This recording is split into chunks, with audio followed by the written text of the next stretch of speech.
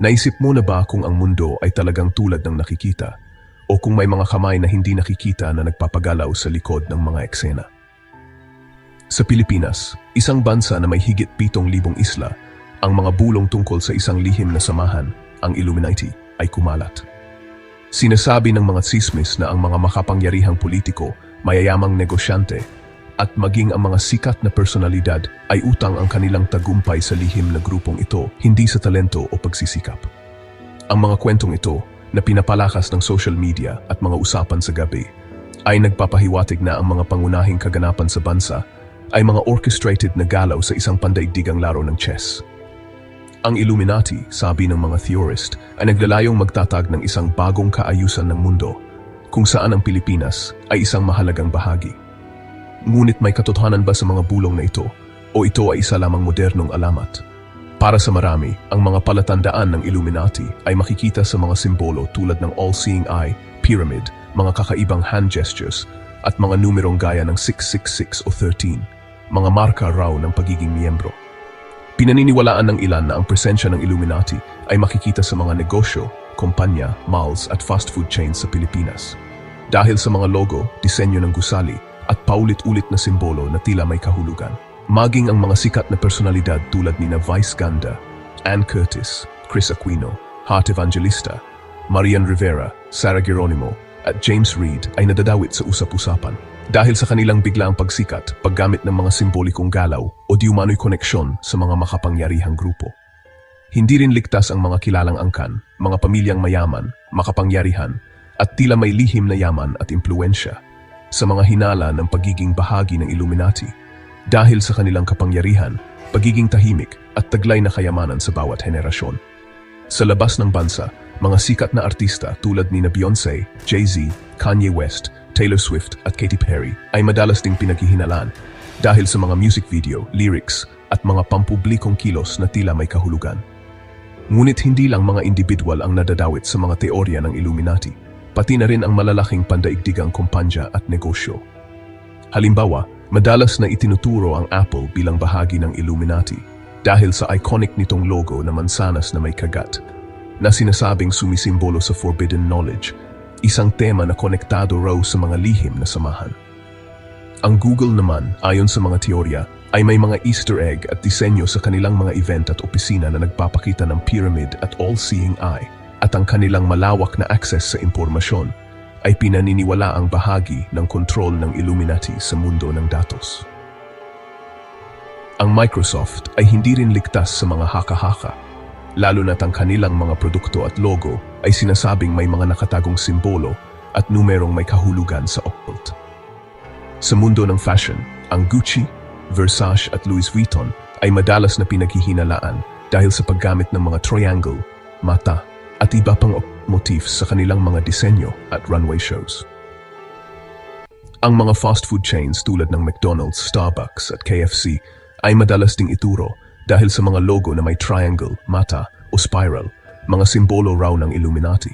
Bukod dito, may mga pagkakataon na ang mga CEO o tagapagsalita ng mga kumpanyang ito ay nagbibigay ng misteryosong pahayag o gumagawa ng kakaibang hand gestures sa publiko na lalo pang nagpapalakas ng mga teorya. Para sa ilan, ang biglaang paglago, global reach, at impluensya ng mga kumpanyang ito ay hindi raw basta-basta. May mga naniniwala na ito ay dahil sa suporta o kontrol ng Illuminati. Ngunit higit na naging kontrobersyal ang pagpanaw ng ilan sa pinakamalalaking bituin sa mundo: Michael Jackson, Whitney Houston, at Aaron Carter. Si Michael Jackson, ang tinaguriang King of Pop, ay pumanaw noong 2009 sa kanyang tahanan sa Los Angeles. Ayon sa opisyal na ulat, cardiac arrest ang sanhi, ngunit marami ang naniniwala na may mas malalim na dahilan. Bago ang kanyang pagpanaw, ilang beses nang nagsalita si Michael tungkol sa mga banta sa kanyang buhay, mga lihim na grupo, at ang kanyang pakiramdam na siya ay pinupuntirya ng mga makapangyarihang tao sa industriya. May mga nagsasabing ang kanyang mga kanta at performances ay puno ng simbolismo at babala laban sa mga lihim na samahan, dahilan upang siya raw ay patahimikin ng Illuminati.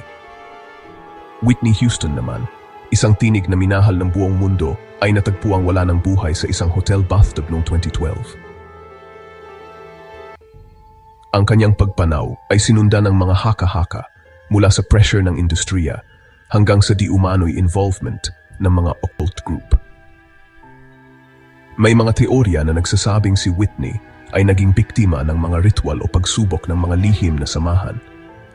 Lalo na't ilang araw bago ang kanyang pagpanaw ay tila may mga kakaibang pangyayari at babala na napansin ng kanyang mga malalapit na kaibigan. Si Aaron Carter, na sumikat bilang child star at kapatid ni Nick Carter ng Backstreet Boys, ay natagpuang wala ng buhay sa kanyang tahanan noong 2022. Sa mga huling buwan ng kanyang buhay, naging bukas si Aaron sa social media tungkol sa kanyang mga kinatakutan, mga banta, at ang kanyang pakiramdam na may mga taong gustong magpatahimik sa kanya. Dahil dito, marami ang nag-uugnay ng kanyang pagpanaw sa mga teorya ng Illuminati, lalo na't ilang beses siyang nagbabanggit ng mga simbolo, numerong 13 at mga babala tungkol sa mga sikretong grupo. Ang mga kwento ng kanilang pagpanaw ay patuloy na nagbibigay ng misteryo at takot dahil sa mga simbolo, babala at mga kakaibang pangyayari na tila hindi maipaliwanag ng simpleng aksidente o natural na dahilan. Para sa ilan, ito ay patunay na ang Illuminati ay may kakayahang kontrolin hindi lamang ang tagumpay, kundi pati ang kapalaran ng mga pinakamalalaking bituin sa mundo. Ilang pandaigdigang kumpanya at negosyo rin ang pinaghihinalaan dahil sa mga logo na may pyramid, all-seeing eye o kakaibang disenyo, pati na rin sa kanilang malawak na impluensya at mga teorya ng konspirasyon. Ano ba talaga ang Illuminati? At paano naging sentro ng isang konspirasyon sa Pilipinas ang isang lihim na samahan sa Bavaria?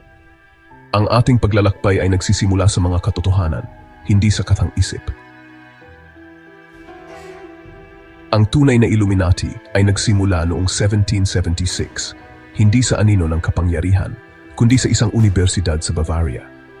Si Adam Weishaupt, isang propesor ng batas, ang nagtatag ng Order of the Illuminati upang itaguyod ang mga ideya ng Enlightenment, rasyon, sekularismo at kalayaan mula sa relihiyon at pang-aapi ng Estado. Ang kanilang misyon ay hamunin ang pamahiin at pang-abuso sa kapangyarihan, hindi upang dominahin ang mundo. Gumamit ang mga miyembro ng mga alias at lihim na simbolo na humiram ng mga ritual mula sa Freemasons. Sa pinakamataas nito, ang grupo ay may humigit kumulang 2,000 miyembro, kabilang ang mga eskolar at maharlika. Ngunit ang kanilang mga radical na ideya ay nagdulot ng pagdududa. Noong 1785, ipinagbawal ng mga autoridad ng Bavaria ang lahat ng lihim na samahan, kabilang ang Illuminati. Ang grupo ay napasok, nabunyag at pinuwag. Tumakas si Weishaupt patungo sa pagpapatapon. Pagsapit ng 1787, wala na ang Illuminati, na walang kapani-paniwalang ebidensya ng pagpapatuloy o pandaigdigang impluensya. Ang tunay na Illuminati ay isang maikling idealistikong eksperimento, malayo sa mga alamat na sumunod. Bagaman naglaho ang Illuminati, nagpatuloy ang alamat. Di nagtagal, inangkin ng mga manunulat sa Europa na nagtago ang grupo. Sinisisi sila sa mga kaganapan tulad ng French Revolution. Ang mga teorya ng konspirasyon na ito ay tumawid sa Atlantiko, nagdulot ng paranoia sa Estados Unidos at muling lumitaw sa panahon ng krisis. Sa Pilipinas, dumating ang alamat sa pamamagitan ng Western media, mga pelikula, at viral na posts sa internet.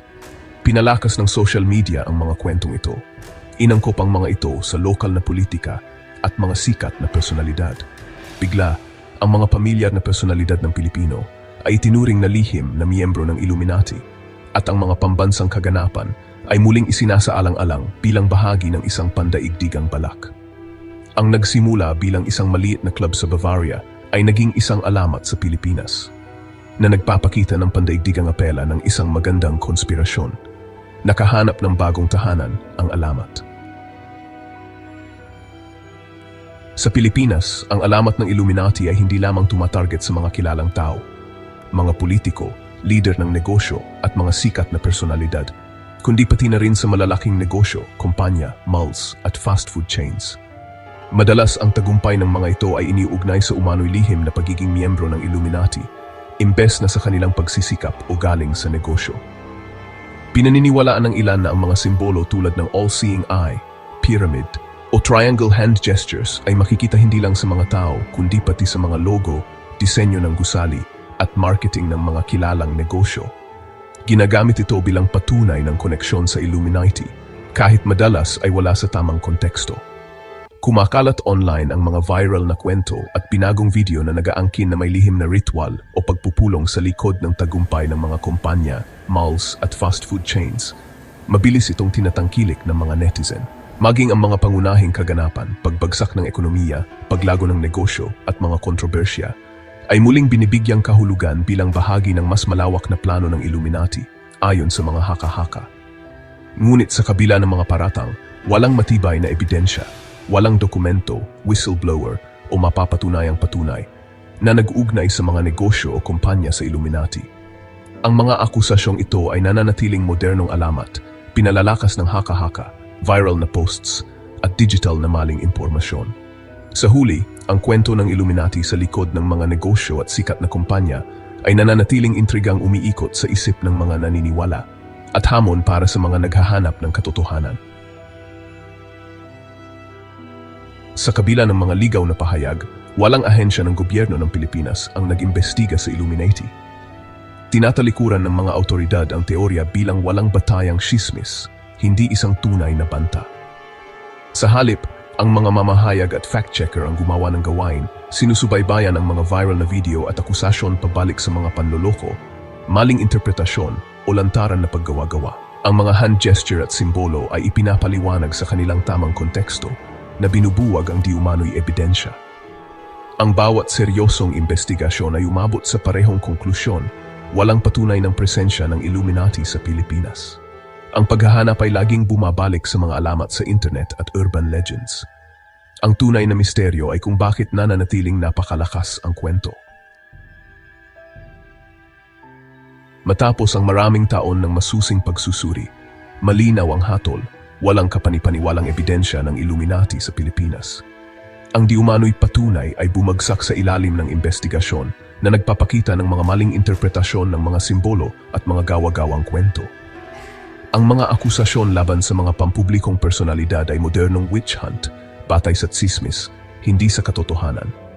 Ang Illuminati ay isang maginhawang scapegoat na nagpapalihis ng pansin mula sa mga tunay na problema tulad ng kahirapan at korupsyon. Walang listahan ng miyembro, dokumento o kapanipaniwalang testimonya ang lumitaw kailanman. Nagpapatuloy ang alamat hindi dahil sa ebidensya, kundi dahil nag-aalok ito ng simpleng sagot sa mga komplikadong problema. Ang tunay na tanong ay kung bakit napakaraming tao ang gustong maniwala. Sa 2026, walang nagbago sa katotohanan, wala pa ring ebidensya ng isang sangay ng Illuminati sa Pilipinas. Gayunpaman, umuunlad ang alamat online, pinapalakas ng mga algorithm ng social media na lumilikha ng mga echo chamber at nagpapatibay ng mga paniniwala. Sa panahon ng krisis, pandemya, eleksyon, pagbagsak ng ekonomiya, umuunlad ang mga teorya ng konspirasyon na nag-aalok ng ginhawa at isang malinaw na kaaway na sisisihin. Mabilis na umaangkop ang alamat, idinidikit ang sarili sa mga bagong kaganapan at pampublikong personalidad. Binibigyang diin ng mga eksperto ang pangangailangan para sa media literacy at critical na pag-iisip upang labanan ang maling impormasyon. Ang kwento ng Illuminati ay isang paradox, walang laman sa katotohanan, ngunit makapangyarihan sa kultura. Ito ay isang hamon ng ating digital na panahon, ang pag-navigate sa labanan sa pagitan ng katotohanan at viral na katang-isip. Nagpapatuloy ang alamat dahil pinupunan nito ang isang psikolohikal at panlipunang kawalan. Ang paniniwala sa Illuminati ay hindi tungkol sa pagiging madaling maloko. Ito ay tungkol sa psikolohiya ng tao.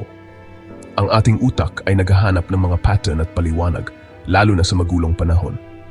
Ang mga teorya ng konspirasyon ay nag-aalok ng simple, nakakabusog na sagot at isang pakiramdam ng kontrol. Ang mga naniniwala ay nakakaramdam ng kapangyarihan, bahagi ng isang may alam na grupo na may lihim na kaalam. Ang kawalan ng tiwala sa lipunan, lalo na sa mga bansa na may kaguluhan sa politika, ay nagpapalakas ng apela ng mga kwentong ito.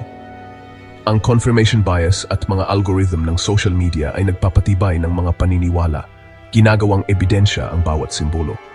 Ang alamat ay tumatalakay sa tunay na damdamin ng paghihiwalay at kawalan ng tiwala. Hindi ito tungkol sa katalinuhan, kundi tungkol sa pangangailangan para sa kaayusan at kahulugan. Ang pag-unawa dito ay nakakatulong na ipaliwanag kung bakit nagpapatuloy ang alamat ng Illuminati. Sa ating paghahanap ng sagot tungkol sa Illuminati sa Pilipinas, madalas na napupunta ang usapan sa mga kilalang, mayayaman at makapangyarihang angkan, mga pamilyang matagal ng laman ng mga sismis at haka-haka. Maraming naniniwala na ang ilan sa mga prominenteng pamilya, mula sa mga negosyante, politiko hanggang sa mga showbiz clans, ay konektado raw sa Illuminati dahil sa kanilang impluensya, yaman at tila misteryosong pamumuhay. Isa sa mga dahilan ng ganitong paniniwala ay ang pagkakaroon nila ng kapangyarihan na tila hindi matitinag, mga simbolo o emblema na iniuugnay sa lihim na grupo, at mga kwento ng kasaysayan na punang hiwaga at intriga. Ngunit mahalagang tandaan na karamihan sa mga akusasyong ito ay walang matibay na ebidensya. Madalas ay bunga lamang ng maling interpretasyon, inggit, o takot sa hindi natin lubos na naunawaan. Ang mga alamat tungkol sa Illuminati at mga mayayamang angkan ay nagpapalaganap ng pagkakawatak-watak at kawalang tiwala, imbes na magbigay linaw sa tunay na isyu ng lipunan. Kaya't mahalaga ang critical na pag-iisip, alamin ang pinagmulan ng impormasyon, suriin ang mga bias, at huwag basta-basta maniwala sa mga sensational na kwento, kahit pa ito ay tungkol sa mga kilalang pamilya. Dapat nating matutunan na ihiwalay ang naka-intrigang katang-isip mula sa katotohanan, lalo na kung ang pinag-uusapan ay mga personalidad na madalas gawing sentro ng kontrobersya.